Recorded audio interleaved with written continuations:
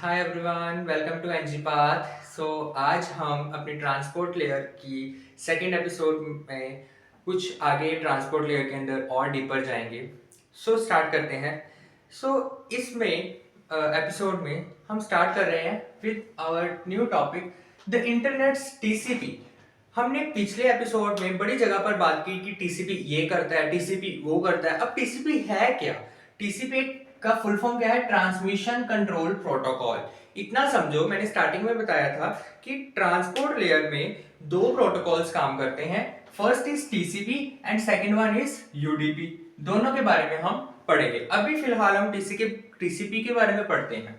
अब जिन्होंने तो मेरे पुराने लेक्चर्स लगाए हैं उनको पता है कि जो टीसीपी है, that is transmission control protocol. And protocol का क्या मतलब है? बेसिकली एक तरह की लैंग्वेज, एक तरह का लैंग्वेज के साथ आप रिजेंबल कर सकते हो उसको, कि बहुत सारे डिवाइसेस जो हैं आपस में कम्युनिकेट कर पाते हैं विद अ सेम प्रोटोकॉल, अगर उनका सेम प्रोटोकॉल होगा। क्लियर? अब हम बात कर रहे हैं इंटरनेट के टीसीपी के ऊपर। अब टीसीपी ऐसा क्या प्रोवाइड करता है कि हम उसको यूज करते हैं, सबसे पहले उसके ऊपर डिस्कस करते हैं। सबसे पहले टीसीपी क्या करता है? रिलायबल डिलीवरी, रिलायबल डिलीवरी, कि डाटा की रिलायबली एक्यूरेटली डिलीवरी हो जाए। ठीक है। सेकंड वो क्या करता है? ऑर्डर्ड डिलीवरी, कि जिस ऑर्डर में डाटा पैकेट्स आए हैं उसी ऑर्डर में डाटा पैकेट्स को पहुंचाना ऑर्डर्ड वे में, वो चीज। ठीक है। उसके बाद अच्छा, ऑर्डर वे में पहुंचाना है। और एरर डिटेक्शन, कि कोई एरर भी ना आए। ठीक है, एरर को डिटेक्ट करना, error detection. Then error detection के बाद फ्लो कंट्रोल, फ्लो बना रहे डाटा पैकेट्स का फ्लो कंट्रोल। अब फ्लो कंट्रोल के साथ कंजेशन कंट्रोल, जहां पे फ्लो कंट्रोल आ गया वहां पे कंजेशन कंट्रोल आना ही आना है। ठीक है, कि कोई रश ना पड़े डाटा पैकेट्स के बीच में। ठीक है, कंजेशन कंट्रोल। और लास्ट, फुल डुप्लेक्स कम्युनिकेशन। इसके बारे में भी हम पढ़ेंगे कि क्या चीज होती है। ठीक है, फुल डुप्लेक्स कम्युनिकेशन। अब अगर कोई कहे कि इसका आप डायग्राम बनाओ, क्योंकि एग्जाम में डायग्राम बहुत इंपॉर्टेंट है, तो टीसीपी के हेडर की अगर कोई डायग्राम बनानी चाहे तो किस तरह से बनाएगा? It will be like this. सबसे पहले इसमें क्या रहता है? एसआरसी पोर्ट, जो सेंटर का पोर्ट है, फिर जो डेस्टिनेशन का पोर्ट है, ये दो चीजें ये रहती हैं सबसे ऊपर। उसके नीचे क्या आता है? सीक्वेंस नंबर, किस सीक्वेंस में है, सीक्वेंस नंबर। उसके बाद आता है एक्नॉलेजमेंट नंबर, एक्नॉलेजमेंट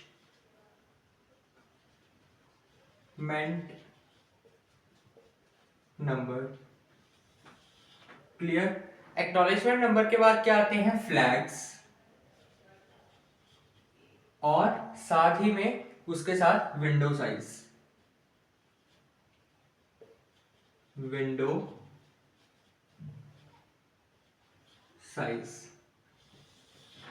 ठीक है। एंड लास्ट में आता है चेकसम,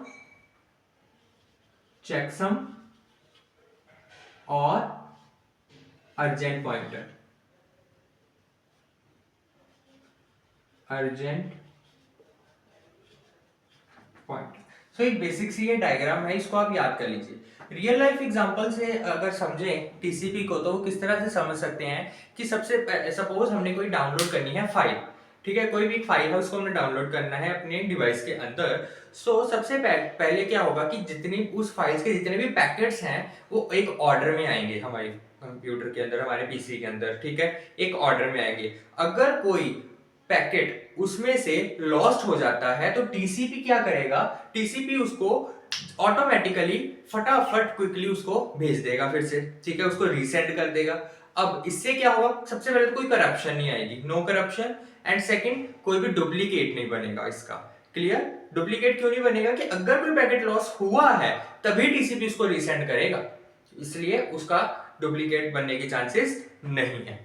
सो ये है हमारा कुछ टीसीपी के ऊपर। अब एक ना टर्मिनोलॉजी बहुत आती है, that is RPC. Now RPC क्या है उसके बारे में देखते हैं। I am raising this, you can take screenshot.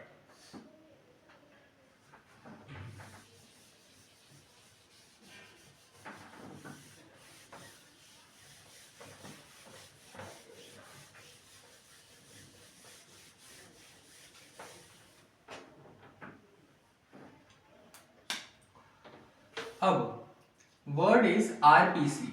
RPC की फुल फॉर्म अगर देखने जाए तो आरपीसी की फुल फॉर्म रहती है remote procedure call. Remote procedure call. अब इसका क्या मतलब है? सबसे पहले अगर वर्ड देखो रिमोट, रिमोट से आपको क्या पता चलता है? हम कई बार बड़ा कॉमनली वर्ड यूज कर देते हैं कि रिमोटली हमने ना काम करना है, हमने बड़ा रिमोटली काम करना है। रिमोटली का क्या मतलब है? जहां मर्जी पे बैठ के हम काम कर सकते हैं। अच्छा, अब आरपीसी का क्या मतलब है? आरपीसी का मतलब ये है कि दो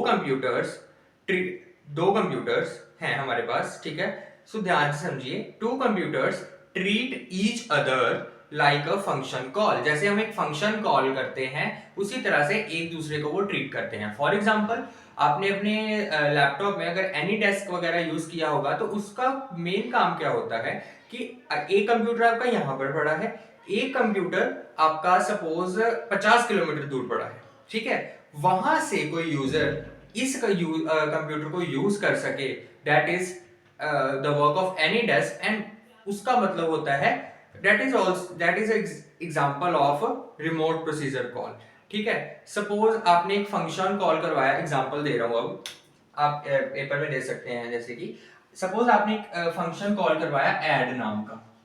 ऐड के अंदर आपने दो पैरामीटर्स भेजे 2 और 3, ये आपने एक फंक्शन कॉल करवाया, ठीक है? बट फंक्शन एक्चुअली रिमोट पर रन हो रहा है, ठीक है? रिमोट पर रन हो रहा है, सो रिजल्ट आपको वापस मिल जाता है, ठीक है? अब फॉर एग्जांपल कि कई बार ऐसा होता है कि हमारे पास लैपटॉप है, ठीक है? एक हमारे पास बड़ी स्क्रीन है, ठीक है? आपने यहाँ पर बहुत सारे स्टूडेंट्स बैठे हैं, आपने उनको समझाना है, तो क्या करोगे? ये लैपटॉप जो है ये किसके साथ कनेक्ट होगा? इस स्क्रीन के साथ। वर्क किसके ऊपर करोगे?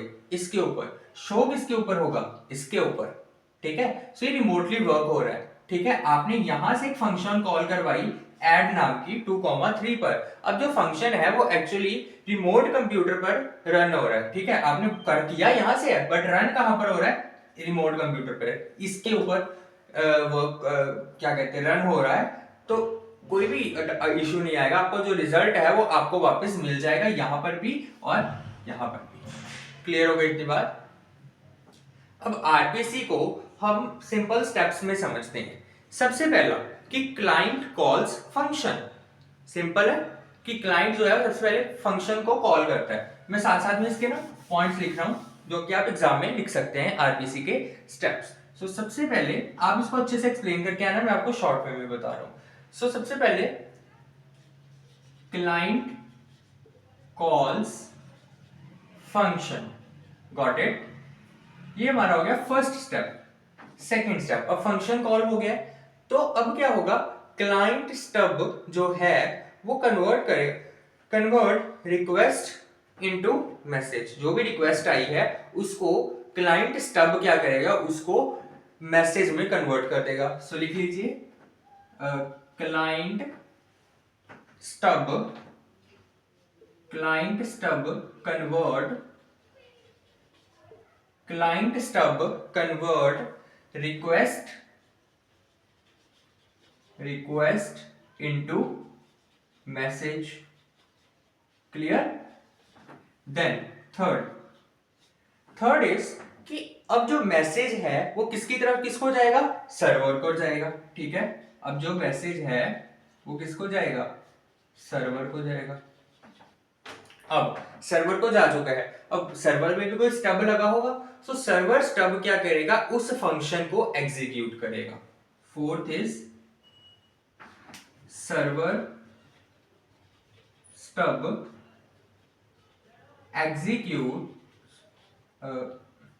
एग्जीक्यूट्स क्या एग्जीक्यूट करेगा? फंक्शन को। ठीक है, कौन सा फंक्शन? जो हमने कॉल करवाया है। फिफ्थ, अब उसको एग्जीक्यूट करने के बाद जो रिजल्ट आया है वो किसको शो करवाना है? क्लाइंट को, क्योंकि क्लाइंट ने तो हम मेन काम स्टार्ट करवाया था। सो जो रिजल्ट है वो एंड पर किसको दे देगा? क्लाइंट को दे देगा। अगर आप देखो तो एक सर्कुलर सी डायग्राम बन गई है यहाँ पर। किस तरह से? एक क्लाइंट है,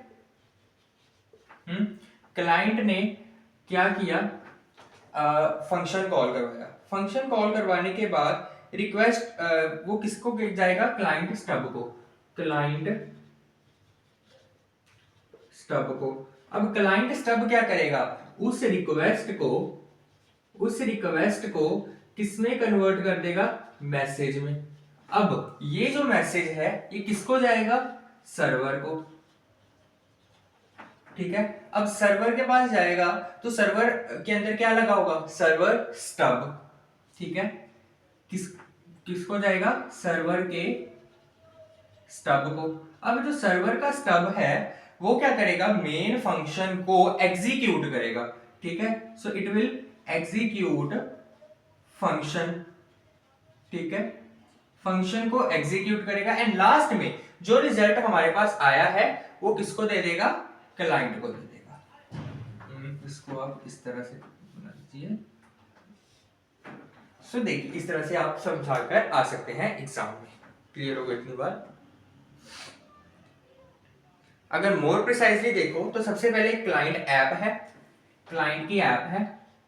ठीक है, इसको आप YouTube, Facebook कुछ भी समझ सकते हो। क्लाइंट की ऐप है तो किसके पास जाएगी? क्लाइंट स्टब के पास। क्लाइंट स्टब के पास नेटवर्क के थ्रू, अब सर्वर, क्लाइंट को सर्वर तक पहुंचाने के लिए मेन काम किसका रहेगा? नेटवर्क का। ठीक है, सो नेटवर्क के थ्रू वो किसके पास जाएगी? सर्वर के स्टब के पास एंड सर्वर के फिर ऐप के पास, फिर उसके बाद बैक क्लाइंट के पास। क्लियर हो गई इतनी बार?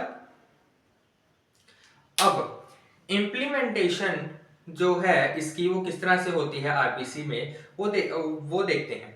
आरपीसी में मेन 3 इम्प्लीमेंटेशन की सिमेटिक्स रहती है। सबसे पहला कि उसमें एग्जैक्टली वन एग्जीक्यूशन होती है, एक बार ही एग्जीक्यूशन हो सकती है, जिसे हम क्या कहते हैं? Ideal case. ठीक है, सो फर्स्ट केस है हमारा आइडियल केस। अच्छा, ये किसके अंदर आ रहा है? मैं लिख देता हूं। ये आ रहा है इसके इम्प्लीमेंटेशन, आरपीसी के इम्प्लीमेंटेशन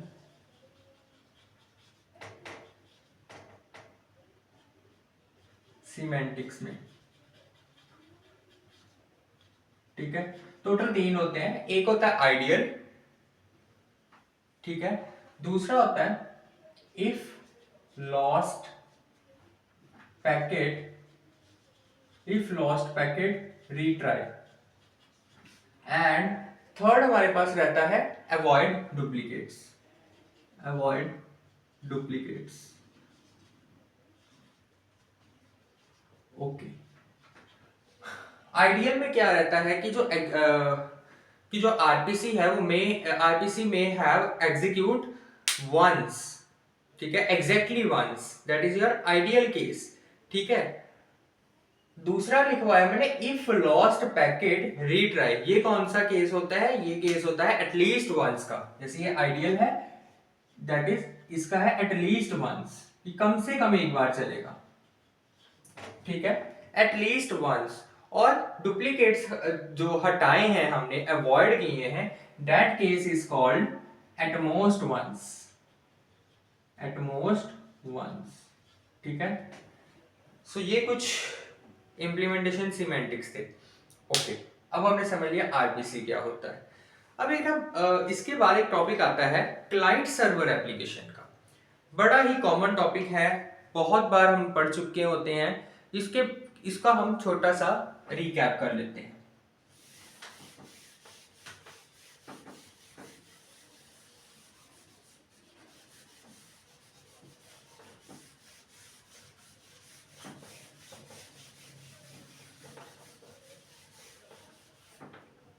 ओके, सो अब हम बात करेंगे क्लाइंट सर्वर एप्लीकेशंस पर। ठीक है, अब क्लाइंट सर्वर एप्लीकेशंस का क्या मतलब है कि सबसे पहले मैंने पहले भी बता चुका हूँ, क्लाइंट सर्वर एप्लीकेशन बेसिकली क्या होती है कि बहुत सारे कंप्यूटर्स हैं, उसमें से एक कंप्यूटर है जो एज अ सर्वर एक्ट करेगा। अब वो जो कंप्यूटर है उसके पास सारी अथॉरिटी है, ठीक है। अब जो क्लाइंट है वो सबसे पहले रिक्वेस्ट भेजेगा, ठीक है, रिक्वेस्ट भेजेगा किसको? सर्वर को। अब सर्वर के पास जब रिक्वेस्ट आई है, सर्वर उसको क्या करेगा? प्रोसेस करेगा कि क्या रिक्वेस्ट है और उसके अकॉर्डिंगली रिस्पॉन्स भेजेगा। क्लियर होगी? सो ये 3 स्टेप्स में है इसकी वर्किंग। सबसे पहले client sends request, then server process करेगा, देन रिस्पॉन्स सेंड करेगा। क्लियर इतनी बात? अब एग्जांपल के तौर पर मैंने अगर वेब ब्राउजर चलाना है, ठीक है, कोई भी वेब ब्राउजर चलाना है, तो वो वेब ब्राउजर हम क्या हो जाएंगे उसके लिए? क्लाइंट। और वेब का एक सर्वर होगा, दैट इज योर सर्वर। आप रिक्वेस्ट किसको भेज रहे हो? सर्वर को भेज रहे हो, ठीक है, बेस्ट एग्जांपल। सेकंड, अगर व्हाट्सएप चलाना है तो व्हाट्सएप का सर्वर होगा। पेमेंट ऐप चलाने हैं तो बैंक का सर्वर होगा। ऑनलाइन गेम्स चलानी है तो गेम्स का सर्वर होगा, ठीक है। सो अगर आप इसको डायग्राम के हिसाब से समझो तो बेसिकली क्या हो रहा है कि एक क्लाइंट है, ठीक है, जो कि क्या भेज रहा है? रिक्वेस्ट भेज रहा है, जो कि रिक्वेस्ट भेज रहा है किसको? सर्वर को। और वापिस में सर्वर उसको क्या भेज रहा है? वापिस में सर्वर उसको क्या भेज रहा है? रिस्पॉन्स भेज रहा है, ठीक है। सो ये एक बेसिक सी चीज है क्लाइंट सर्वर एप्लीकेशन, इसके ऊपर हम ज्यादा टाइम नहीं लगाएंगे। इसके बाद एक बड़ा इंपॉर्टेंट प्रोटोकॉल आता है जो बहुत समझने वाला है। अब उसका नाम क्या है? उसका नाम है RTP. RTP, RTP is what? Real time transport protocol. Real time transport protocol. अब ये क्या है? Real time transport protocol means कि सबसे पहले तो ये देखते हैं कि किन किन चीजों के लिए ये यूज होता है।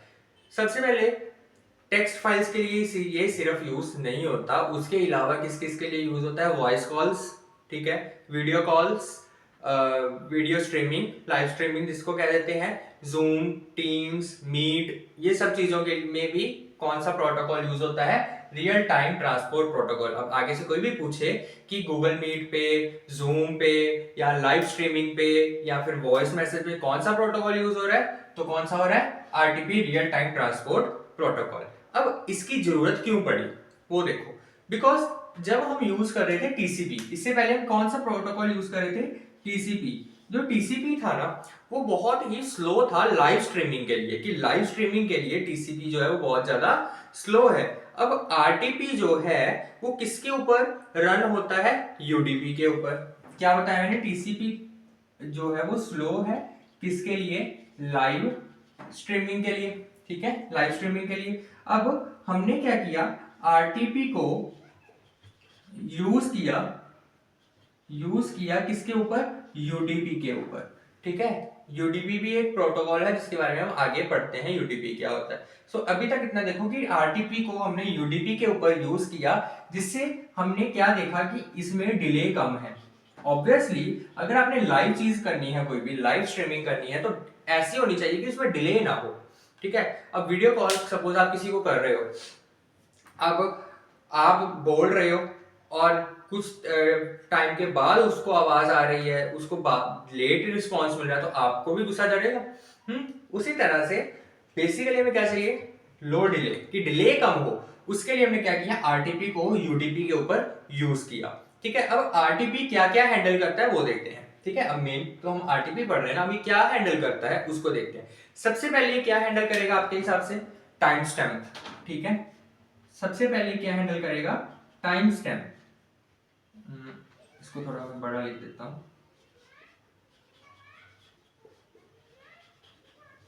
Time stamp. सेकेंडली, अब सेकेंडली ये क्या यूज करेगा? Sequence number. किसके सीक्वेंस नंबर, डाटा पैकेट्स के ऑब्वियसली, ठीक है, सीक्वेंस नंबर। एंड लास्टली ये क्या यूज करेगा, real time playback, clear, real time, sorry use नहीं, हैंडल करेगा ये सब चीजों को, ठीक है, रियल टाइम प्लेबैक के रियल टाइम पे ये काम करे। क्लियर हो गई इतनी बात, ठीक है। अगर डायग्राम आइडिया इसका देखना चाहते हो तो डायग्राम आइडिया देख लो इसका किस तरह से बनता है। सबसे पहले आपने क्या बनाया, वर्जन, वर्जन के साथ ही इसका क्या आ जाता है, पेलोड टाइप। क्या पेलोड है, पढ़ते हैं पेलोड क्या होता है, ठीक है, पेलोड टाइप, क्लियर। उसके बाद उसका सीक्वेंस नंबर क्या है, ठीक है, सीक्वेंस नंबर के बाद उसकी टाइम स्टैम्प क्या है, ठीक है, टाइम स्टैम्प, टाइम स्टैम्प अगर पता हो तो टाइम स्टैम्प कुछ नहीं है बेसिकली, एक होता है ना कि अगर सीसीटीवी भी खोल के देखो तो वीडियो के ऊपर पूरा आ जाता है, ये डेट है, उसके साथ लिखा होता है ये टाइम है, एएम है क्या पीएम है, क्या उस दिन डे था, that is your time stamp, ठीक है। उसके बाद टाइम स्टैम्प के बाद लास्ट में आपका फिक्स क्या आ जाता है, पेलोड। पेलोड कौन सा, मीडिया, ठीक है। इसको आप डाल दो बॉक्स के अंदर,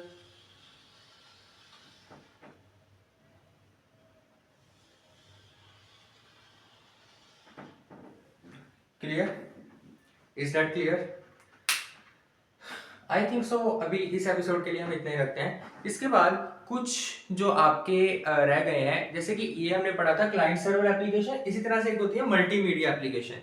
अब वो क्या काम करती है, वो सब बातों का ही काम है, वो हम अगले एपिसोड में करेंगे। सो इस एपिसोड में अगर आपको कोई भी प्रॉब्लम हो तो कमेंट सेक्शन में जरूर बताइए, और वीडियो अच्छी लगे तो लाइक शेयर और सब्सक्राइब जरूर कीजिए। Thank you very much.